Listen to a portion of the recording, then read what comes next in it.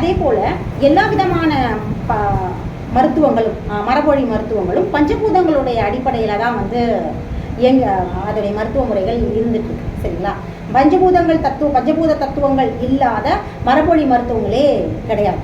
சரிங்களா? ஸோ அக்குபஞ்சர மருத்துவமும் இதே பஞ்சபூத தத்துவத்தோட இணைஞ்சு தான் வந்து செயல்பட்டு இருக்கு. பஞ்சபூத தத்துவத்தோட அடிப்படையில் தான் அக்குபஞ்சர் மருத்துவமும் இருந்துட்டு இருக்கு. அப்போது இந்த பஞ்சபூத தத்துவமும் இயற்கை வாழ்வியலையும் அறிவுறுத்துற, அதாவது பஞ்சபூத தத்துவத்தை அடிப்படையாக வச்சு நோயறிதல் முறையுடைய அடிப்படையாக வச்சு சிகிச்சை செய்கிற விஷயமும், அதுபோக இயற்கை வாழ்வியல், அதாவது ஒரு சிகிச்சை முறை அப்படிங்கிறது வாழ்க்கை முழுமைக்கமான ஒரு விஷயமா இருக்கக்கூடாது. ஒரு சில காலகட்டங்கள் வரைக்கும் தான் ஒரு சிகிச்சை முறை வந்து பயன்பாட்டில் இருக்கணும். அந்த உடம்புக்கு அதோடைய கழிவு நீக்கம் இருக்கிற வரைக்கும் அந்த சிகிச்சை வழங்கணும். அதுக்கப்புறம் பேக் டு ஃபார்ம் மாதிரி இயற்கை வாழ்வியலுக்கு திரும்பணும் அப்படிங்கிற ஒரு மிக மிக முக்கியமான இயற்கை தத்துவத்தை, உடல் இயற்கை தத்துவத்தை அறிவுறுத்துகிற ஒரு மருத்துவமாக அக்குபஞ்சர். இப்போது அக்குபஞ்சர் மருத்துவத்தை பற்றின, அதாவது சீன வரலாறுல பார்த்தோம் இல்லையா? இப்போது ஒற்றைப்புள்ளி சிகிச்சை, எப்படி ஒற்றைப்புள்ளி சிகிச்சை தான் உண்மையான அக்குபஞ்சர் மருத்துவம் அப்படிங்கிறதுக்கு அதுதான் வந்து ஆதிக்காலத்தை பயன்படுத்துகிறாங்க அப்படிங்கிறத நம்ம இப்போ பார்ப்போம்.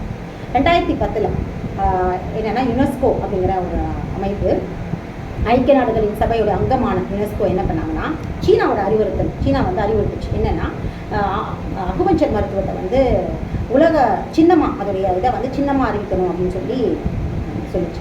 ஸோ அதுக்காக அதை வந்து ஏற்றுக்கிட்ட, அவங்களுடைய கோரிக்கையை ஏற்றுக்கிட்ட யுனெஸ்கோ அக்குபஞ்சருடைய ஆய்வை நோக்கி பயணிச்சு. ஏன்னா அக்குபஞ்சர் ஏன் ஆய்வு செய்கிறாங்க? சீனா சொன்ன உடனே ஒத்துக்கலாம் இல்லையா?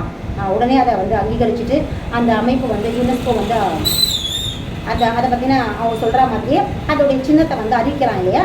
ஏன் அறிவிக்கலை, மருத்துவ சின்னமாக அறிவிக்கலை அப்படின்னா எதுக்குமே அந்த காலங்களில், அதாவது அந்த அக்குபஞ்சர் பரவலாக இருந்த அந்த காலங்களில் பார்த்தீங்க அப்படின்னு பார்த்தீங்கன்னா பல விதமான குழப்பங்கள் வந்து அக்குபஞ்சரில் இருந்தது. பல புள்ளி சிகிச்சைகள்லேருந்து ஏகப்பட்ட பேர் அக்குபஞ்சரை சீனாவில் படிச்சுட்டு வந்தேன்னு சொல்லிட்டு தன்னுடைய இதையும் சேர்த்து, அதாவது சுய ஆராய்ச்சியும் சேர்த்துக்கிட்டு குழப்பங்களோட பல குளறுபடிகள் குழப்பங்களை கலந்து மக்களுக்கு கற்றுக் கொடுத்துட்ருக்கிறதும், அதே மாதிரியே சிகிச்சை செஞ்சுட்ருக்குமான நிறைய விஷயங்கள் உலக அளவில் இருந்தது. இந்தியா மட்டும் இல்லை, ஸ்ரீலங்கா, அதுக்கப்புறம் வந்து அமெரிக்கா, இன்னும் நிறைய இடங்களில் சீனாலேயே கூட இந்த மாதிரியான குழப்பங்கள் இருக்குது. ஸோ இப்படி ஒரு மருத்துவம்னா அதோடைய ஆணிவேர் சரியாக இருக்கணும் இல்லையா? அப்போ தானே அதை வந்து உலக நாடு, அது யுனெஸ்கோன்றது எவ்வளோ பெரிய அமைப்பு, ஐக்கிய நாடுகள் சபை இல்லையா? ஸோ அதோடைய அமைப்பு இல்லையா? அப்போது அதை அறிவிக்கணும் அப்படின்னா அப்போ அதுக்கான முழு தகுதி இருக்கணும் இல்லையா? ஸோ அந்த மருத்துவத்தை அறிவிக்கணும் அப்படின்னா அந்த தகுதி முழுசாக இருக்கணும். ஸோ அதுக்கான ஆவணங்களை வந்து சமர்ப்பிக்க சொன்னாங்க. இப்போ 2009 வந்து அதுக்கான சீனாவிலேருந்து மரபொழி மருத்துவங்கள், அதாவது 80-90 வயசு வரைக்கும் பாரம்பரியமாக மரபொழி மருத்துவம் செஞ்சுட்டு இருந்தாங்க, அக்குபஞ்சர் மருத்துவம் செஞ்சுட்டு இருந்த சிலருடைய, அதாவது சில பற்றி அறிவிச்சிருக்காங்க. ஸோ அவங்கக்கிட்ட கடிதங்கள், அவங்க வந்து எப்படியான சிகிச்சை முறையை பயன்படுத்தினாங்க அப்படிங்கிறத பற்றின உங்களோட டீட்டெயில்ஸ் அதை எழுதி, அந்த சிகிச்சை முறையை பற்றி எழுதி அரசாங்கம் அதை அவங்ககிட்ட வாங்கி எழுதி அதை வந்து யுனெஸ்கோவுக்கு சமர்ப்பிச்சிச்சு. எப்போ அப்படின்னு பார்த்தீங்கன்னா 2009 வந்து சமர்ப்பித்தாங்க. அப்போ 5 கடிதங்கள் அதை சமர்ப்பித்தாங்க. 5 கடிதங்கள் மரபொழி மருத்துவர்கள் எல்லாருமே ரொம்ப வயசானவங்க, 80 வயதுக்கு மேற்பட்ட மருத்துவர்கள், மரபொழியாக பாரம்பரியமாக, அதாவது அரசாங்க கல்வி இல்லாமல் பாரம்பரியமாக அக்குபஞ்சர் சிகிச்சையை செஞ்சிட்ருக்க மரபொழி மருத்துவர்கள் வந்து 5 கடிதங்கள் கொடுத்தாங்க. அதில் 2 பேருடைய கடிதம் வந்து மிக மிக முக்கியமானது. அது 2 பேர் வந்து மிக மிக குறைந்த புள்ளிகளில் சிகிச்சை கொடுத்தாங்க. அதாவது வெறும் 3 புள்ளிகளில் சிகிச்சை கொடுத்து குணப்படுத்திட்டு இருக்காங்க. அதாவது பிரச்சனைகளையும் குணப்படுத்தி மருத்துவம் பார்த்து 80 வயதுகளை தாண்டி வாழ்ந்துகிட்டு இருந்தாங்க அப்படிங்கிறத அந்த கடிதங்கள் சொல்லிச்சு. அதில் வந்து 82 வயதை கடந்த ஷெங் சினாங் அப்படிங்கிற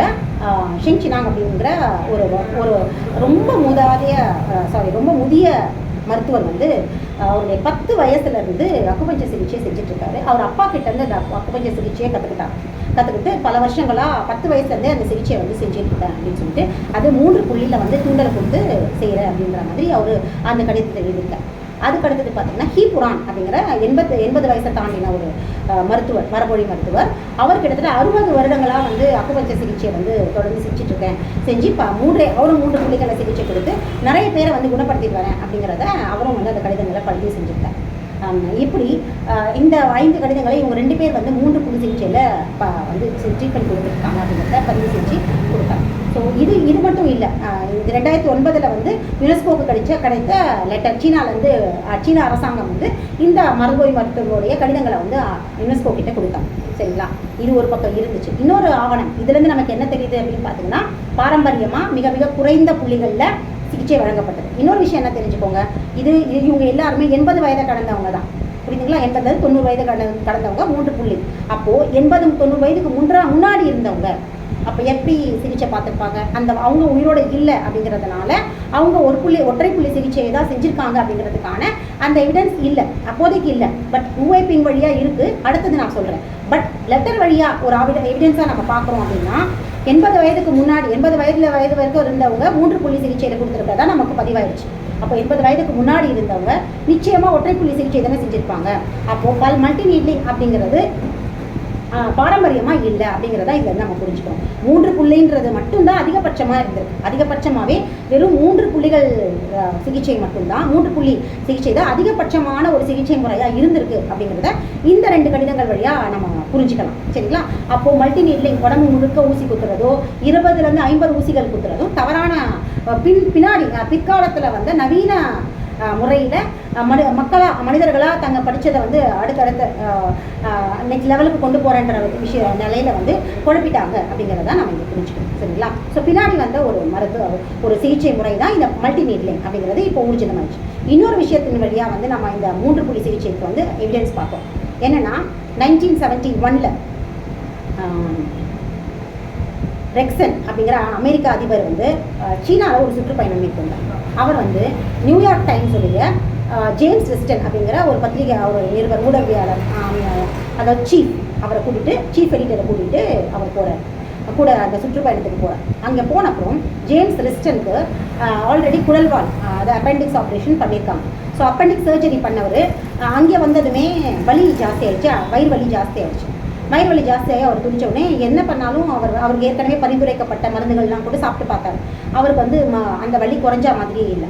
ஸோ என்ன பண்ணார் அப்படின்னு பார்த்தீங்கன்னா, அப்போ அங்கே சீனாவில் இருந்த அக்குபஞ்சர் அங்கே புழக்கத்தில் இருந்த ஒரு அக்குபஞ்சர் மருத்துவர் வந்து லீ சாங் யுவான் அப்படிங்கிற மருத்துவரை வந்து கூப்பிட்டு ட்ரீட்மெண்ட் பார்க்க சொல்லியிருக்காங்க. இப்போ அவர் என்ன பண்ணார்னா 3 முழங்கால கீழே, அதாவது இது ரெஸ்டன் வந்து பதிவு செய்கிறார். எதில் பதிவு செய்கிறாருன்னா நியூயார்க் டைம்ஸில் பதிவு செய்கிறார்.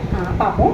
அதுக்குள்ளே அவர் என்ன பண்ணார்னா அவர் வந்து சிகிச்சை கொடுத்துருக்கார். 3 புள்ளியில் சிகிச்சை கொடுத்து ரெஸ்டனோட ஒரு சில நிமிடங்கள்லேயே ஒரு சில மணி நேரங்கள்லேயே அவருடைய வயிறு வலி குறைஞ்சி ஆரோக்கியமாயிட்டார். அதுக்கப்புறம் அங்கே சீனாவில் இருக்கிற வரைக்குமே அவருக்கு வயிறு வலியே வரல. அப்புறமா வந்து ரெஸ்டனும் நிக்சனும் வந்து அமெரிக்காவுக்கு வந்துட்டாங்க. நிக்சனுக்கு ரொம்ப ஆச்சரியமாக ஆயிடுச்சு. அதாவது எந்த மருந்து மாத்திரம் எதுவும் இல்லாமல் அவ்வளோ கஷ்டப்பட்ட கண்ணில் பார்த்தாரு. ரெஸ்டன் கஷ்டப்பட்டதை பார்த்தாரு. இந்த ஏதோ ஒரு புள்ளி ஒரு நீடில் போட்டார். ஒரு 3 இடத்துல நீடில் போட்டு உடனே அவருக்கு வந்து அந்த வலி குறைஞ்சி போய் சரியாயிடுச்சுன்னா அது எப்படியான ஒரு மருத்துவம் ரொம்ப ஆச்சரியப்பட்ட நிக்சன் என்ன பண்ணால் அமெரிக்காவில் வந்து இதை பற்றி சொன்னார். அக்குபஞ்சர் மருத்துவம் பற்றி சொன்னார். ஸோ இப்படி தான் வந்து அமெரிக்காவில் வந்து அக்குபஞ்சர் மருத்துவம் வந்து அறிமுகமாச்சு. யார் வழியாக அறிமுகமாச்சுன்னா நிக்சன் வழியாக அறிமுகமாச்சு.